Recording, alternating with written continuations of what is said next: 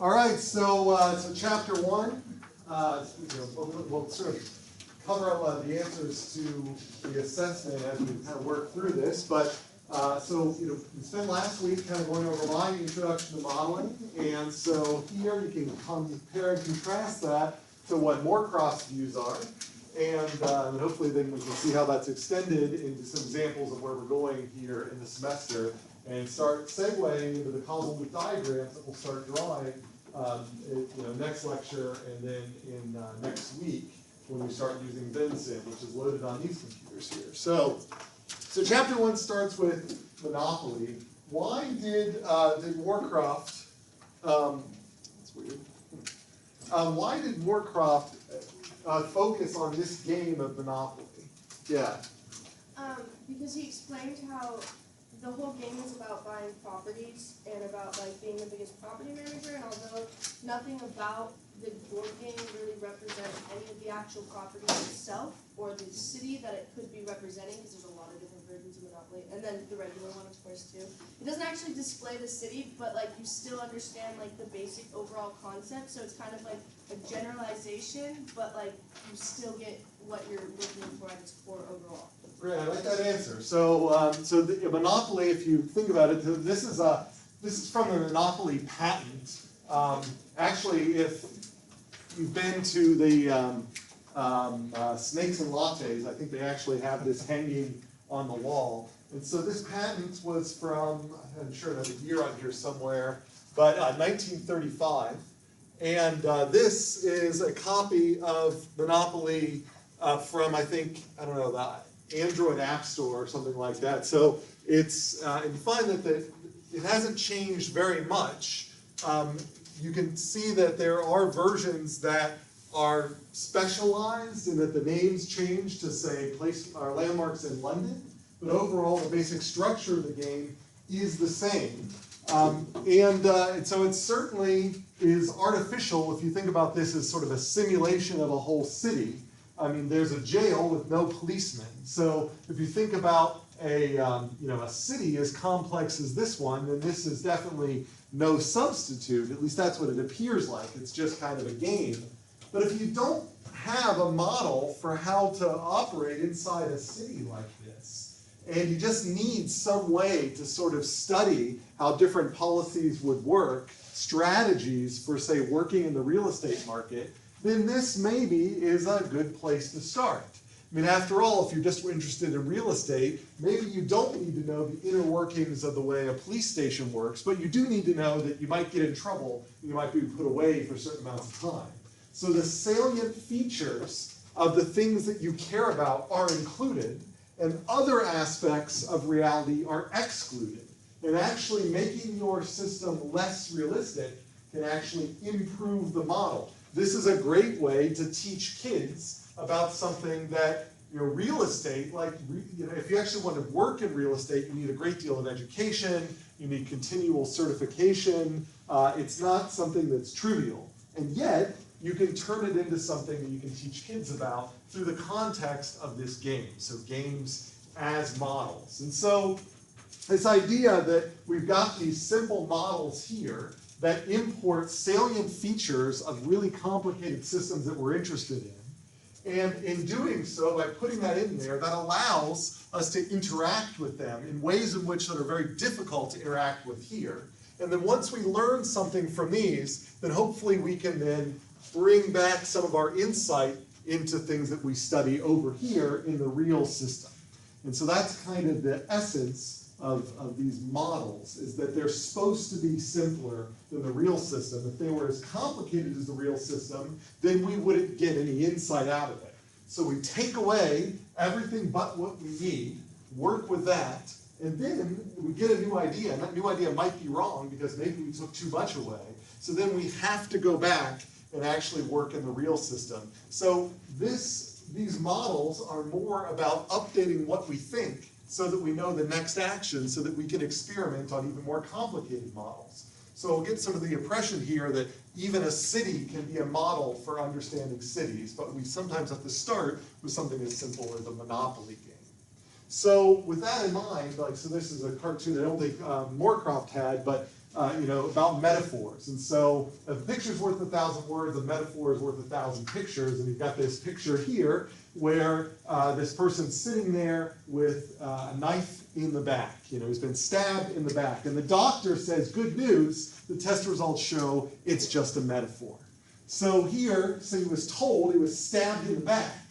And here it's saying, well, you weren't actually stabbed in the back, but we're using the mental model of being stabbed in the back as a metaphor for what actually happened to you. So even though there's absolutely nothing that is, like when people say they've been stabbed in the back, they usually there's nothing even close to that, but they understand that what that meant is while they were maybe not available to speak up, not available to guard against certain things, then someone ended up doing something at their cost to the other person's benefit when maybe they trusted that person.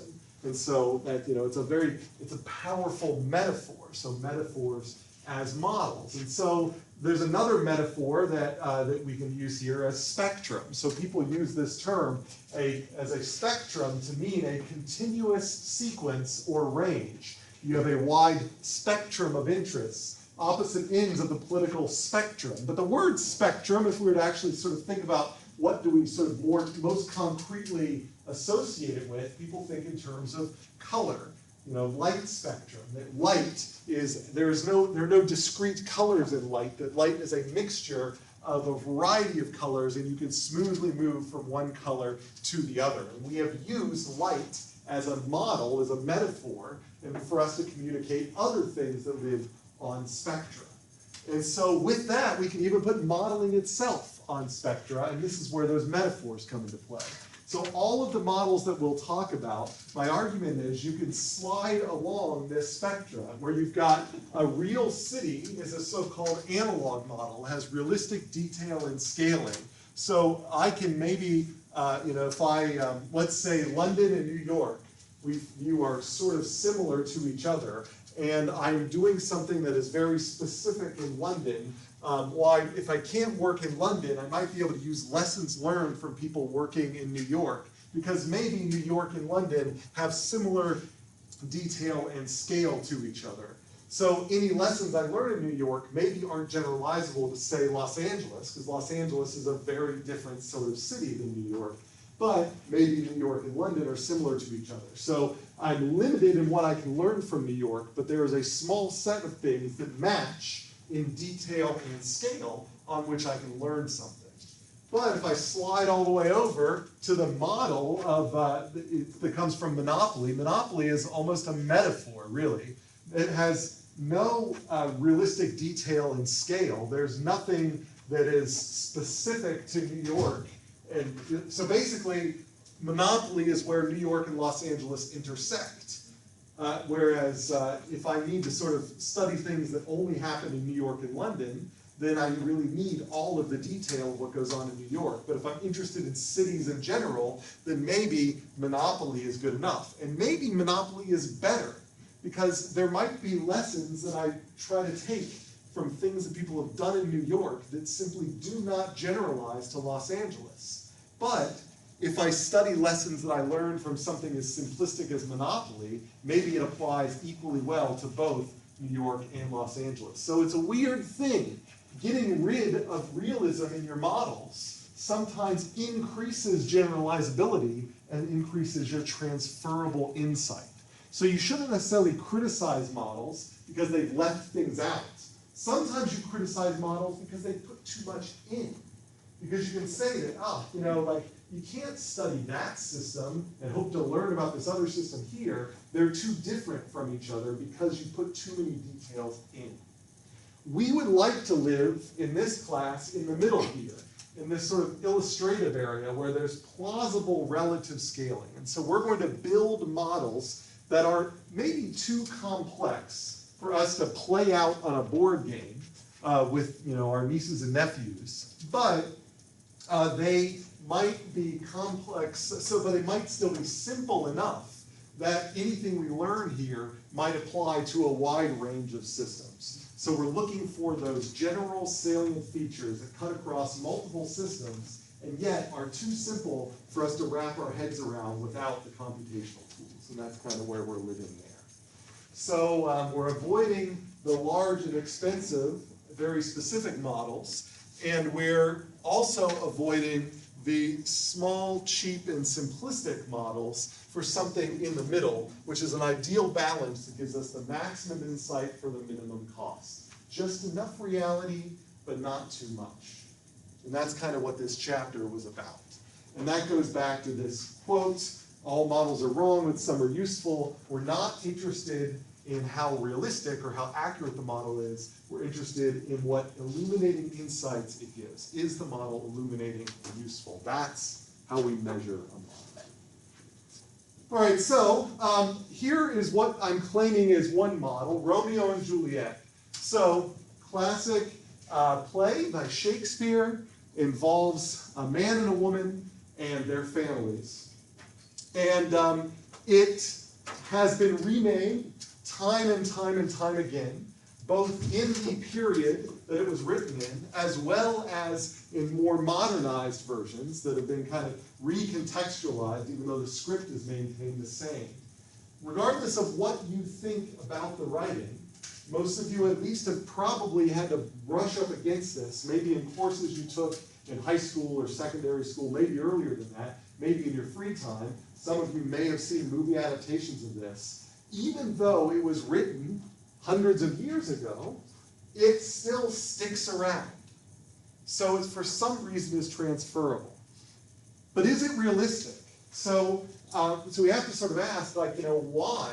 Like, how many people actually know people who have gone through all of the drama that these two have? Like, to the point at which one of them, fakes their own death, resulting in the death of another, resulting in the death of the original one. That's pretty extreme. I don't know anybody who's gone through anything that's exactly like that. And yet, somehow we relate. Somehow, even though we didn't go through any of this, and we don't have friends who have gone through exactly this, we see what Shakespeare was trying to say. He has managed to capture our imaginations and take the salient features of issues, tragic issues that can go on in a relationship, even if we haven't had relationships like that, and manage to communicate it to us so that we can understand how he might have felt, how people at the time might have felt, how we might have felt if we were in that situation. So super unrealistic, but very transferable. So where on the spectrum do you think this sits? Would you put this, how many people would put this in the analog side of the spectrum? All right, how about in the illustrative side of the spectrum? I would. Okay, so a couple people, hands are going up there. How many people view it more metaphorical? And a lot more hands going up. There's not a right answer there. The gradient to me is the right answer. There might be some people that actually have gone through something that matches this pretty well. But that's probably very specific cases and rare. And so there are questions, research questions, for which this is an analog model. But my claim is that in most cases there are probably not that many things that we can learn that are useful about reality that happen at this level for this model. But some people say it's illustrated. They say, you know what?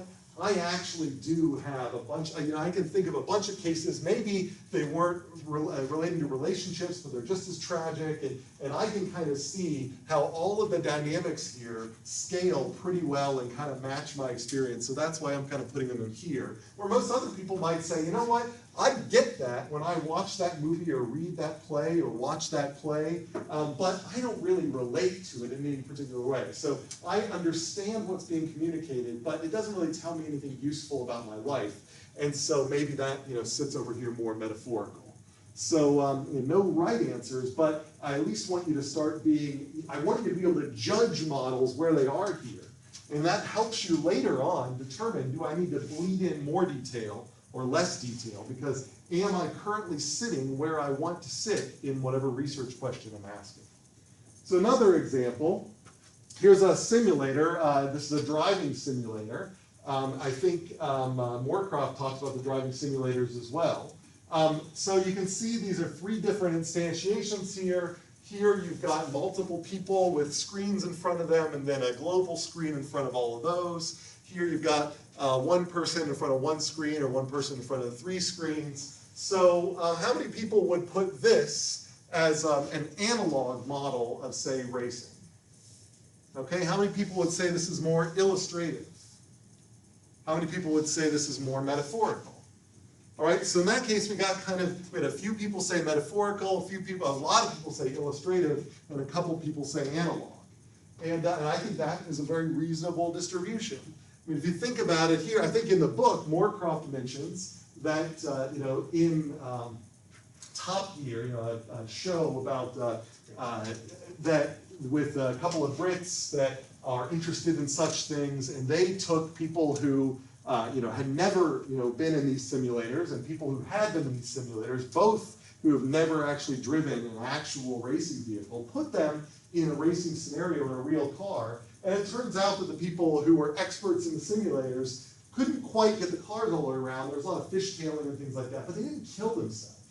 They never crashed the cars. They just didn't quite get it right. Couldn't quite get it all the way around the track. Maybe not as well as an expert who's actually trained in that vehicle. So it showed that they'd actually, even though there's apparently some details that were left out in this model, they were able to generalize pretty well. They still had a little bit more to learn, but they did a lot better than somebody who wasn't exposed to these simulators. So I definitely think it seems like illustrative is a reasonable place to put this. If you were actually in an actual vehicle, then that definitely would slide more this way. And then you can think about from ecological perspectives here. There's 2 different models here. This is a stock and flow model, like we'll learn how to build this semester, of a fishery that has not only the dynamics of the fish, but dynamics of people fishing the fish from that fishery. So you've got ships coming out, ships being deployed, ships coming back in, ships taking fish out, catch out, fish reproducing. So this is one model of a fishery. And this, I argue, is another model of fishery where they've gone in and they've basically dropped a giant blanket around an area here such that there can be no interactions between things that live pretty much just in this top layer here on the 2 sides of the blanket. So they managed to sort of build a water cage around this here, and that way they are able to control the inputs and outputs of this system, at least to a particular, there might be some mixing at certain depths, but for the most part, they're able to control a lot of the mixing that happens up here at the top. And so we can sort of ask, where do each one of these fit? And I think if I were to do this exercise of sort of saying where does each one of these fit, we might disagree on exactly where to put the computer model, but it would probably be somewhere over here. And we're not quite sure how analog this is because it seems a little artificial, but on the other hand, it's actually real seawater, and you're not just using math, you're actually studying, there's a lot of stuff going on inside here. So it's probably somewhere over here. But I think regardless of where we put each one of these, we probably all could agree that this one is farther to the left than that one. And that's often the most important thing to sort of say, is do I need a more realistic model? At what point do I go from this model, which is effectively underneath it all a mathematical model, and say, all right, I've learned enough from that. At what point do I need to switch and test my ideas out on this model? And that's kind of how research goes. You usually start with the high-level models in order to test your ideas out, get some confirmation, and then, but your confirmation is only sort of at this scope. So then you see, all right, how, if I were to specialize to a certain system, does it still hold? Do I just, can I keep going? This is just like, we talk about mouse models for pharmaceuticals or other things. You might start in the mouse because you can't go to the more realistic model. You gain confidence in what you think in the mouse model, and then eventually you pop up to human trials. But maybe before the mouse model, you had a computer model or some mathematical model. And so it's not, one model isn't better than the other. The models just slide from metaphor to analog, gaining realism, but losing generality. So we usually try to start over here and then gradually specialize towards application over here. So we don't judge based on where you fit on this line, but we use this line to sort of tell us the trajectory of our research plans. So are there questions about that? Does that make sense what I mean by this modeling spectrum? How we don't say one model is better than another, because they both can be illustrative. A model that is contrived as this one, or a model that is as simplistic of this one, both of them can be interesting. But the things we learn here might be more specialized to this particular area, maybe to this water temperature, maybe to this latitude and longitude. Whereas here, we might be able to generalize more, but we're leaving out a lot of very interesting details about, say, trophic levels and things like that that just simply aren't modeled in this simplistic version. So this idea of sliding in the realism as you need it. So I claim that of the models that we've talked about so far, this is where I would probably put them, just from last week. But you might have a slightly different placement. But my guess is your ordering will probably be similar to this one. And it's okay if it's not. This is just the way I would put things. We talked about, in that first class, this traffic intersection. This is a model of what would happen if you just threw out the stoplights and what would happen with a congested intersection. Turns out, maybe not what we expected. So we learned something about that, but we have no idea how well that would generalize to another city or even another intersection. That could be just a specific result only about that special case. Likewise, the Titanic, very special case there. We may not learn a lot that we can apply to shipbuilding across things. As we move more and more this way, then we get into things that are more and more metaphorical. We all maybe can relate to this, but of course, this doesn't tell us anything about the underlying physiology of emotion or even the mechanics of a bicycle. This is meant to communicate a generalizable idea at a high level, and then if we're to say, we want to then further study, why it is at different points in your relationship with someone you feel certain ways, we might march toward more physiological models. But as we march more and more towards physiological models, then we might say that where this applies to both men and women, maybe this thing only applies to particular subsets of those people. And so we lose our generalizability. So with reality, we pay the cost of losing generalizability. There are questions about that. Does that make sense? It's almost like you've got these conflicting things. As we get more real out, there is a cost of reality. Not being a realistic model is not a bad thing necessarily, because realistic models can be so specific to be totally useless. Okay. So most of 212, we're going to sit kind of in this area. So ideally, when you come out of 212, I want you to feel enabled that if you had to in future classes or in future work, you could move more towards adding even more complexity and get kind of closer to here. But since we're just starting out, then we're going to build models that are probably a little too simplistic to actually be ready for prime time. But they're good prototypes for the process. So we're modeling the modeling process in this class by doing sort of simplistic modeling, just to kind of show you how it works, so that you can generalize and be, to other problems, and then specialize to those problems and make your models a little bit more complicated. So in the book, there was this special model from this World Dynamics from this guy named Jay Forrester, who's largely thought to be kind of one of the founders of this field of system dynamics modeling, or SDM. And so Forrester had published this model, which this is the full version of the model drawn out schematically. But if you were to look in detail here, there's only about 5 of these little boxes. So this is Morecroft's simplification of this giant model here. And we're going to learn how to read all of this as we go through the semester. But the point here is that there were 5 kind of critical things that Morecroft picked out across the entire globe: capital and agriculture, capital, pollution, population, and natural resources. And he said, with these 5 quantities, if we can just model how they're interrelated over time, then we can build an idea of different trajectories that the global system of, the different trajectories of these things all over the globe can follow and test different scenarios for if our population increases, if our natural resources decrease, if our rate of use of natural resources increase, what's going to happen?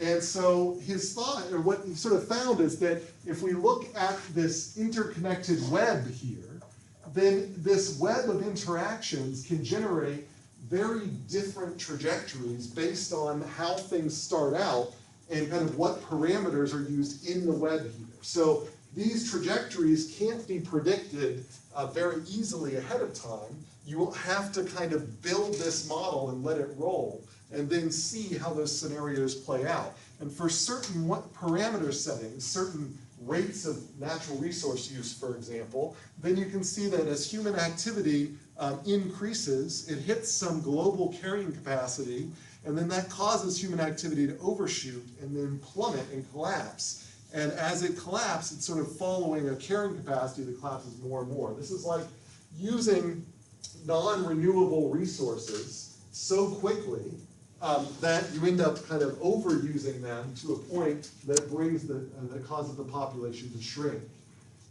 And then alternatively, if you change the parameters, you can get these other trajectories that look a little bit more harmonious, where human activity ramps up and then it kind of settles down and roughly kind of levels off. And so Forrester said, look, this is a relatively simple model that we can kind of understand all the individual links. I put them all together, I ran this model on a computer, and I see that if we do certain things in certain ways, we get catastrophe, but if we do other things in other ways, then we get sustainability. And so his thought was this is a thought model for how to learn about how we might adjust the parameters of our resource utilization across the globe. And that was kind of this limits to growth model. What are the causal factors behind limits to growth? And this doesn't just apply to the Earth. You can also zoom in on smaller systems like this fishery, where you've got the resources being used so this is a simpler model. It has fewer components to the limits to growth model, but it has a lot of the same salient features. You're using a limited resource that has a slow renewal cycle, and if you use it too quickly, you potentially can get collapses. And lo and behold, if you look at trajectories from real life as well as trajectories that come out of these models, you can end up getting very similar rises and falls in the amount of catch and then collapses, and the number of the boats that go out. They can also collapse along with the catch. So maybe this is even simpler than the limits to growth model, captures a lot of what's going on here. So maybe there's value in using these simplistic models to gain insight into what otherwise would be cryptic data. But there's a lot of criticism to this. So if you've taken 212, if you went and took 325, which the course that sometimes I teach, and when I teach, we teach out of this book. And in this book, there is a section all about limits to growth, and all about how those who study resource economics are very critical of this simplistic model. They say that Forrester basically assumed that you can start these sims in the 1970s, or in a simulation of the 1970s, and assume that humans are going to have the exact same activity forever, and of course you're going to see these catastrophic declines in population and in resources. And so the assumptions here are far too restrictive, because the economists would say there's unmodeled responses, that in reality humans might see that these resources are declining, prices would go up, resource use would go down, and so on. Was there a question? Yeah, kind of sort of. So I was looking at this, and I've actually been kind of interested in the SOS 325 class. So when we're looking at all these different causal loop diagrams and the different forms of models in this class, and would you say that it mirrors the way that economics works? What do you mean by that? Mirrors the way that economics works? Because I don't know, like in terms of business, or even like looking at the fishery examples in Europe, and like how, like I remember one of the examples is just like the high density and like how it changes, or like when it reaches an equilibrium to the point where like maybe overfishing doesn't affect the fish too much, or maybe they're not mating at like a high rate just because there's so many of them. Right. I guess you can like equate that to like some sort of like economic stability, or just like Sure. the business world in general. Right, yeah, well, yes, and I think that I think in economics, very often the equilibrium concepts in economics are static equilibrium. They are, if the market has settled out, where is it going to settle out? We'll use some math to figure out where a supply curve intersects a demand curve.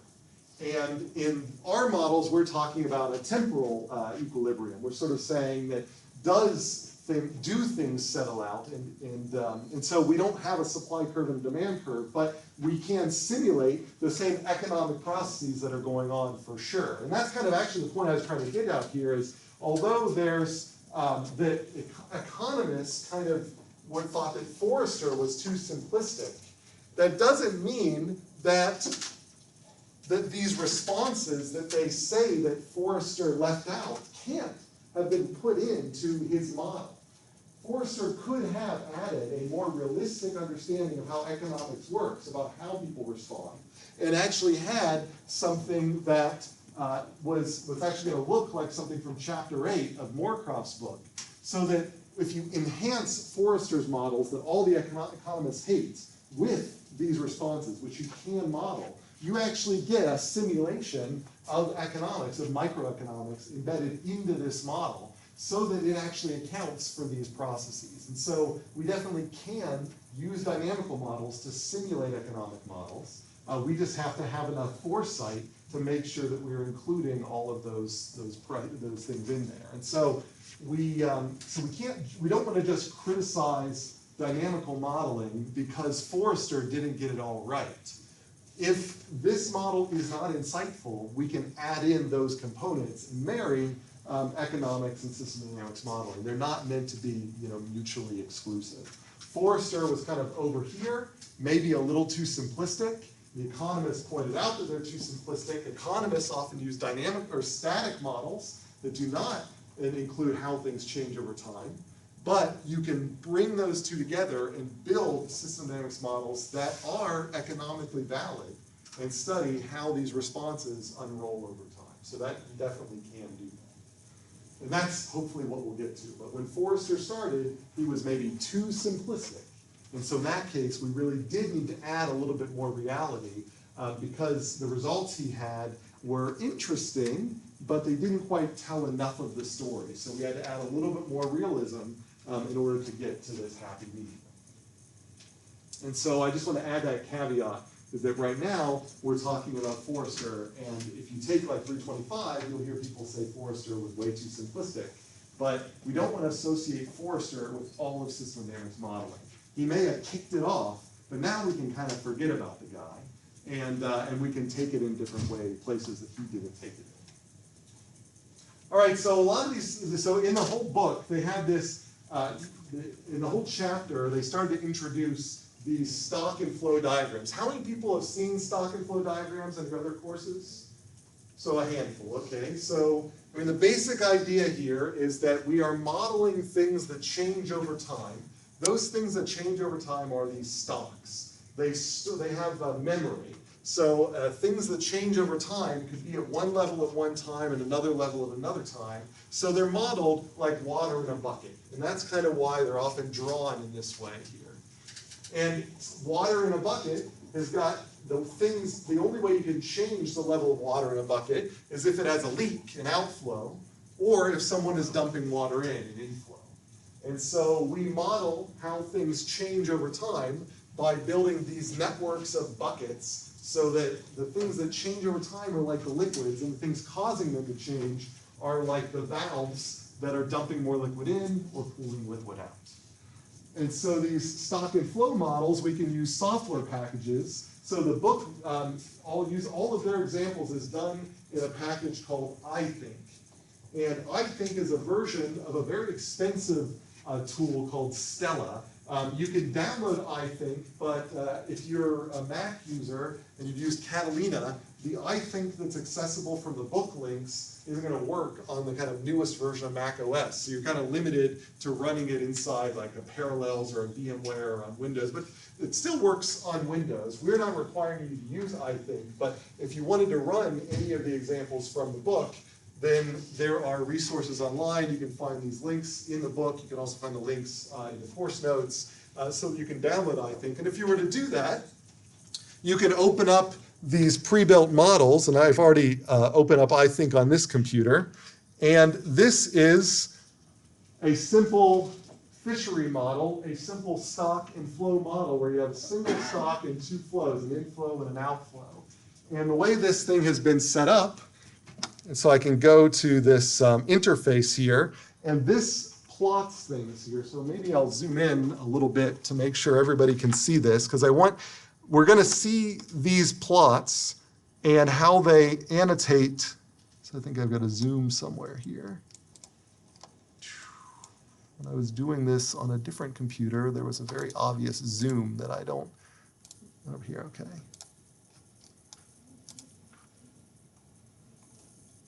That's a little better.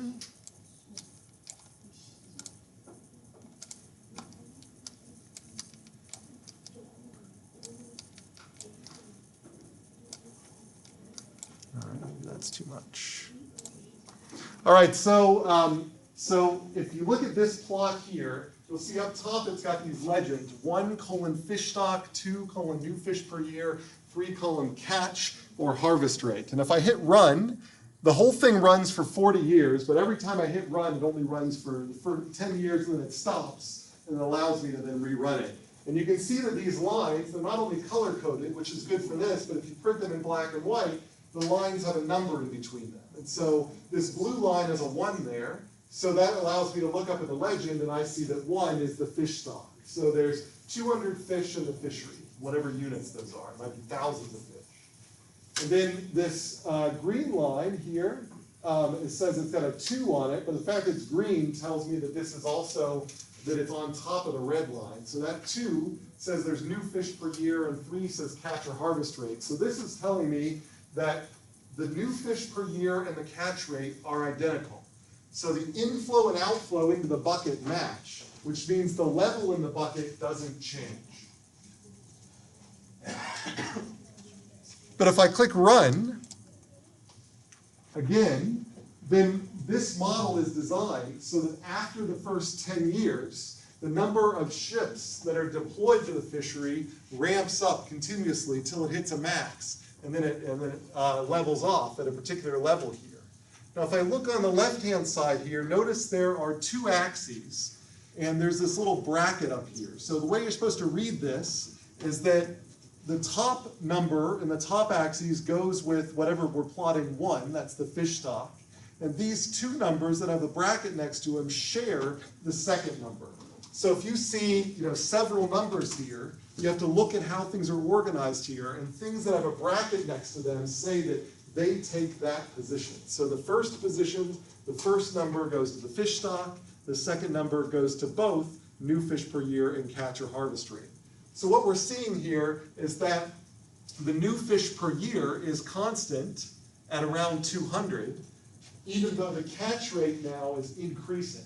So because we're seeing an increased catch rate more than the new fish per year, then we see a decline in the fish population. In other words, more water is leaking out of the bucket than coming in, so the water level goes down. So then in the next 10 years, they just experiment by bringing the number of boats down back to where it was, and that brings the catch rate down to the replenishment rate, so that when they match again, the fish stock goes constant. And then from there on out, the fish stock will stay constant. And so this is the same plots that you saw in the book, and you can either show them in this view or in the map view when you click run. Then you can see that it's animating the stock and flow diagram. So here I see that the level is staying flat for the first 10 years. There's 200 both in and out. And if I go to the next 10 years, then I see that the catch rate is rising, the fish stock is decreasing, and the new fish per year is staying the same. And so we're just seeing a different depiction of that same process that was just graphed over time. So this levels things out, and from then on out, the fish stock is going to stay low. So that's a simplistic example of a fishery where somehow the new fish per year stays constant, even though the catch rate is changing. But it illustrates what's going on in these stock and flow models. We just have an initial level of a dynamic variable, and we engineer the flow rates in and out of them to change this thing over time. So this is you could have done this all in a calculus-based format, but instead we conceptualize them in this very physical, buckets of water perspective. But in the end, the math behind it all is the same as something you could model with differential equations. But we're not doing that. We're just learning how to build these instead of the equations and let the computer do those graphs for us. So that is like a basic intro to stock and flow. If you didn't get all of this, that's fine. We'll eventually go into detail about how to build these stock and flow diagrams. This is just an example of what's going on, trying to sort of justify where these plots come from that are all throughout the chapter. Are there questions on how to read this plot, on what these numbers in the middle of the lines do, on how to read the legends, anything like that?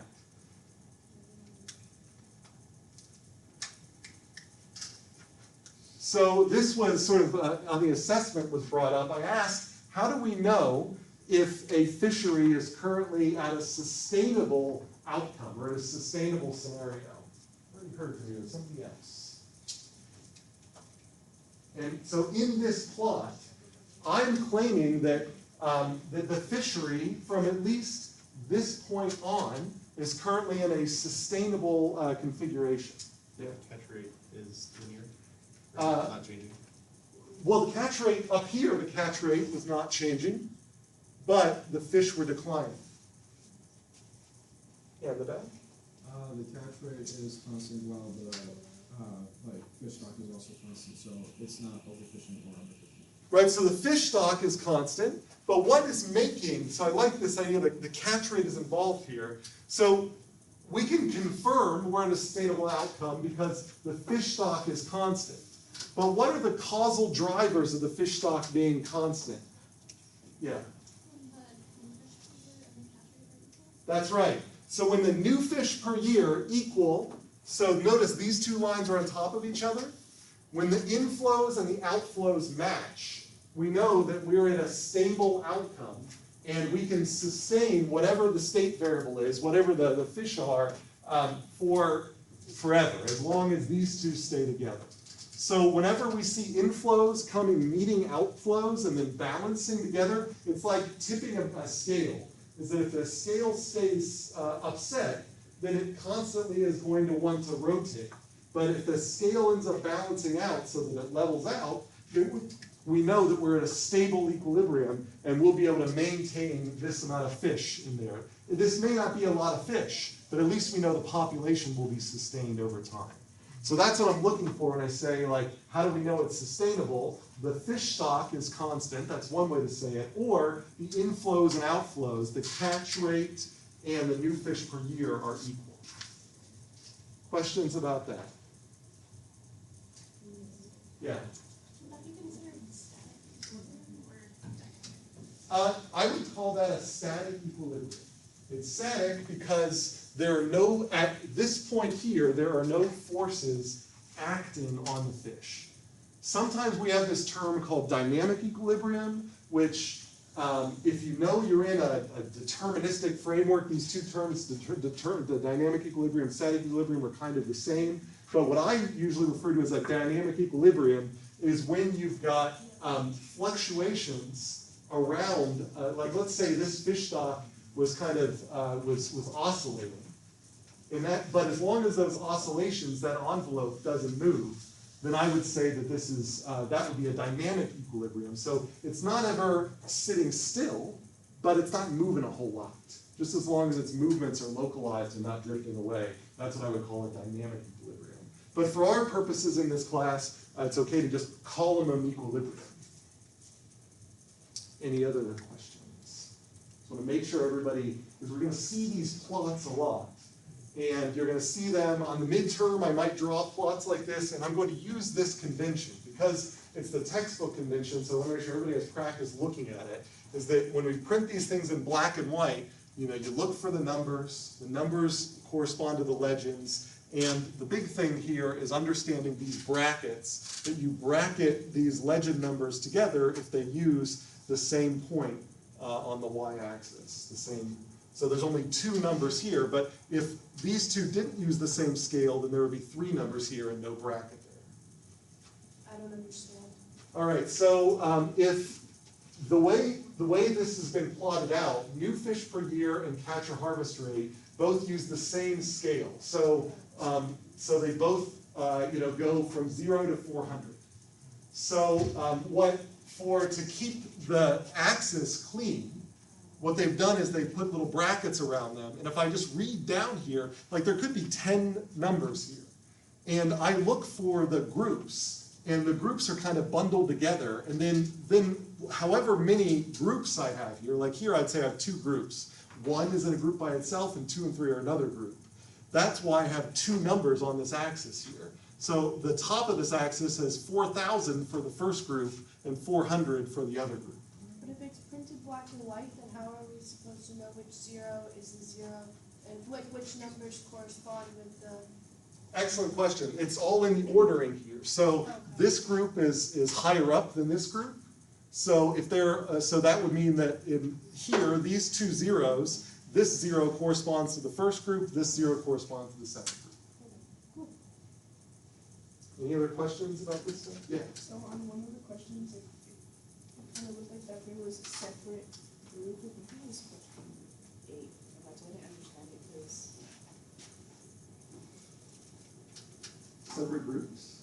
Yeah, so question 8, you mean on yeah, the Canvas question 8 on the homework, exercise? yeah. Oh yeah, I'd have to look back because I don't recall all of it. But they said so. I think on the examples we had in the Canvas exercise, we probably had more variables than this, and we'll see more variables than this a little bit later. And so maybe let's go on with the lecture, and when we get to a more complicated example, if you see what you saw, then just raise your hand and we can take a look at it there. Otherwise, I can see after class, I can bring it up and clarify. Any other questions about this? Yeah. Do we have assignments where we have to create that? Well, if not by hand, but and the simulation tool that you'll use, VenSim, is a little different than this, but the outputs look kind of similar to this. But when I ask you to you're going to be definitely throughout this semester, once we get there, you're going to be building these, here it's called maps, these diagrams, and then simulating the outputs. And the computational tool like VenSim or Insight Maker is going to give you these plots. And you'll capture these plots and then give me these plots, but you're not going to have to manually draw these things out. So know how to read them, and then know how to generate them with the tool. We haven't gotten there so far, so we're just focused on the reading now. And these are generally called behavior over time plots. So how do different variables in the system behave over time? All right. All right, so that is, all right, I broke out of it there. So that's just a little video. So stock and flow diagrams and what they're depicting. So here's a simplistic stock and flow diagram of a fishery. We have the number of fish in the fishery, and then these thin lines. So remember, what did the thin lines represent? So here, this is like the number of fish in the fishery, and then there's all these other variables. So new fish per year is how many fish are being added to the fishery, and then there are these auxiliary variables like density of fish. So what does this thin line here represent? Yeah. Was that just like a general connection between the two? Well, what do we mean by connection? Can we operationalize that? Yeah. A flow? Well, it could, so the flow, and we'll learn to talk more about this, are these thick lines. So there's actually nothing moving from here to here, but there is a relationship there. So what is that relationship? Why do we draw a thin line? It's a causal relationship. Causal relationship, I like that. These lines depict causality. What we're saying is that when the fish stock changes, the fish density changes. When the fish density changes, the regeneration rate changes. When the maximum fishery size changes, the fish density changes. So these are like when relationships. When something happens here, something will happen here. So it's not the other way around. There's not a relationship the other way. When fish density changes, it doesn't change the maximum fishery size. When net regeneration changes, it doesn't immediately affect fish density. In order for net regeneration to affect fish density, it has to find its way around the loop this way. And so here we see a feedback, and a feedback is just a way in which causal links end up interacting to bring causality from the past into the future for this thing here. So this is emphasizing that there is a feedback here, where as you get more fish, you get a greater fish density, which changes your regeneration, which changes how many fish you have per year, which changes the number of fish in this cycles. And feedbacks are where all the interesting things happen in system dynamics models. If you've got no feedbacks, it's probably something you could just kind of think through and figure out what's going to happen. It's the feedbacks that make this hard, which is why we have these computational tools. So like in this particular case, if I zoom in on this net regeneration, it's not actually represented as a mathematical formula. They just put it as a plot, a graph. And that graph says that the rate coming out of there, which is on the y-axis, is a function of the fish density coming in. So as the fish density gets higher, the net regeneration rate initially rises, and then it falls. So when you have low fish densities, as you get more and more fish density, your regeneration rate goes up. This is a reinforcing loop. And the thought here is that as you get more fish, there's more opportunities for fish to mate. And so those fish then reproduce more, increasing this regeneration rate. On the flip side of it, though, is once you get too many fish, then those new fish that you produce have a hard time finding any food.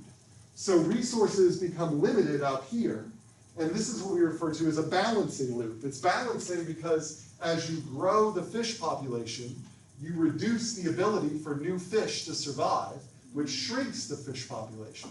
So this brings things back into balance. And so we have these two things combined here. And on top of that, to make things complicated, there is this little kink in the curve here, which is what ecologists refer to as an Ali effect. I'm not going to go into all the details here, but basically what these little effects here, where you have this accelerating reinforcing loop, that acceleration represents that your regeneration rate can grow more quickly with increasing density. So these accelerations create interesting dynamics. And in the Lee effect, basically without the Lee effect, this would be a straight line. So there were early models of fishery dynamics where they just put a straight line here, but when they bent them down, they got other interesting dynamics that came out. And that's why they named the effect, a Lee effect. Again, I'm not going to go into details of it, but it's just a demonstration that these dynamical systems models allow us to play with ideas that otherwise you think, well, why would it matter if this is a straight line or a kinked line? Well, it turns out that little kink totally changes the population dynamics. And so it allows us to play with these ideas. Now, whenever we see a reinforcing loop next to a balancing loop, then we tend to see S-shaped growth in the corresponding dynamical variables. So this is what we refer to as a dynamic hypothesis and fundamental modes of dynamic behavior. So what we'll see is as we start drawing these diagrams, we will start recognizing as we draw them certain little motifs and topologies that are buried inside our diagrams that allow us to say, oh, before I even simulate this, I would expect the behavior is going to roughly look like this. It's going to start small, rapidly increase, and then slow down. And that's what we saw in the simulation. The fish stock started slow, rapidly increased, and slowed down. If you have one of these, and after you simulate, it doesn't do this, then that tells you that there's something really interesting going on in the system. Because we kind of know why this happens. So if it doesn't happen, then that means that there's additional links that are preventing this from happening, and that deserves looking more into. So we use these theories to help us focus on different parts of the diagram. So we can figure out how certain parts work and which parts deserve more insight, maybe through more experimentation. So this, again, this is kind of getting more advanced as we go on down the semester. We'll get into these in more detail. But I'm just trying to show that if you've got, that there's all of these different motifs that generate different behaviors over time, that we can kind of guess the rough shape if we know what to look for when we draw the diagrams. And some of you may have seen some of these things in like a systems thinking course, for example. How many people, I mean, certainly logistic growth, hopefully you remember from SOS 101, but how many people have generally seen something like this? Like if you have a reinforcing next to a balancing loop with a delay, you get oscillations. How many people think that this sounds like something that they've seen before in other courses? Okay, good, right. So we're going to try to get to that in more detail in this course. Why does that happen? What are the various ways that these things can happen, and what can we do to mitigate the negative effects of these things happening? All right, so there are, if I was to go and run this thing in iThink, I could run this thing here, then I'd end up getting this curve that came out of here. So if you were to download iThink and download this natural fishery from the book's support site, then you could hit run and you would get exactly the curve that came out of the book. Now, to add a little more realism, what they did is they connected a model of ships coming out to sea. And so these ships, there's some investment decision about purchasing ships every year. There's some decision about how many ships are moved to harbor. And so we keep track of how many ships are at sea and how many ships are just sitting idly at the harbor. Now, this is probably an overly simplistic model because ships just don't go to the harbor to die. You probably can move them back over here. But it's kind of showing that there's this natural progression where they sit here, and then they get harbored, and then they stay there for the rest of their lives. But we can kind of see, at least to some extent, how the purchase of new ships will have an effect on the amount of catch, and thus on the fish population. So we're gradually seeing this web of interconnections that Forrester talked about that is showing us how decisions in one part of the system are going to affect decisions in another part of the system. And if we were to simulate these things, then we find that there's this important quantity here that ecologists call a functional response. And so in the first half of the book, Morecroft says that the effect of the first half of the chapter, the effect of fish density on catch per ship looks like this curve. In other words, as fish density increases, you get an initial rapid increase in catch. But after a critical density, say around here, then increases in density don't really increase the catch rate very much. And so what was one of the psychological problems that Morecroft said happened? If this is the case, what did Morecroft say could potentially be difficult about convincing fishermen to conserve?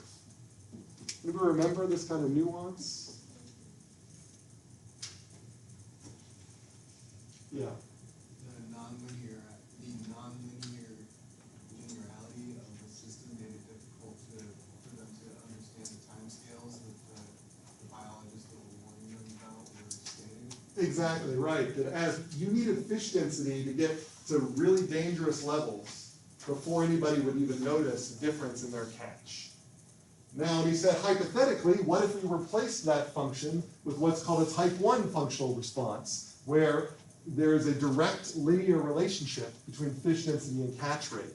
In that case, then fishermen could immediately see the decrease in catch rate, and that might actually make your sustainability argument easier to sell. You can experiment with these different, so this is me just sort of explaining in diagrams what I just said, and what we see is that even without the psychological effects, when you have a type 1 functional response in this type of system, then it is very easy to get yourself into a collapsing, into going across what's called a tipping point, which we'll return to in a later lecture.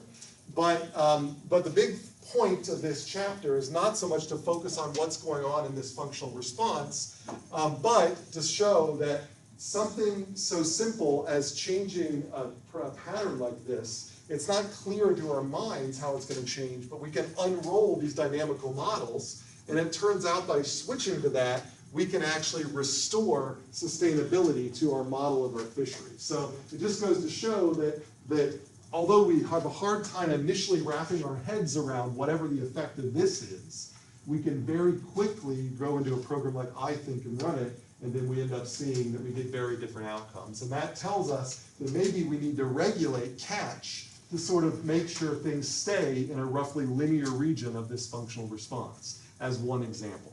So again, I don't want to get into the details because we'll get into more details with the fisheries as we move on. The big part of this chapter is how we can use these tools to explore these effects. Well, that's kind of where I want to leave it. Are there questions for the chapter stuff? All right, in that case, so announcements. We'll use an assignment using VinSim. Will be coming up in lecture B2. There's VinSim on all of these computers. I just ran it to make sure that it's working. If you have laptops, feel free to bring them into class with VinSim installed on them. Otherwise, there's a Money's Point coming up, and you can start reading chapter 2. It'll be due before lecture B3, so that's not until next week. But so we'll start introducing causal loop diagrams and how to draw them coming up here. The attendance exercise, so you can either go to the QR code or go to that URL, and under question 1, you just have to fill out question 1. Let's say, what do the thin links in a stock and flow diagram represent? The thin arrows. If you can summarize it in 2 words or 3 words, that's fine. And then submit that, and then that's all I've got for you today.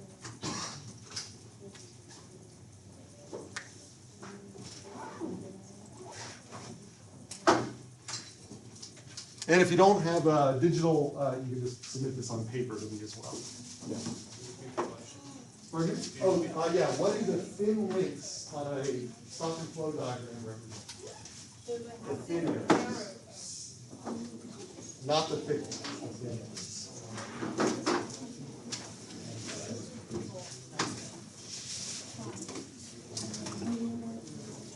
I have a question for you. When do you usually have your office hours? It's my office hours in Wrigley are Tuesdays at 4:30, right after class. Pardon me? Tuesdays at 4:30? Tuesdays at 4:30. Perfect. Awesome. I might have to come by something. Just like want to make sure I'm understanding like the concepts and everything. Sure. Because like after like doing the quiz today and like doing the quiz last night, I don't think I quite grasped it as much. All right, that's fine. Yeah, sure. Come by office hours, or if you make an appointment or some email. Yeah, definitely. Like, I'm always eager to like I work on this very course. Okay. Sure. Awesome. You have a great day. You too.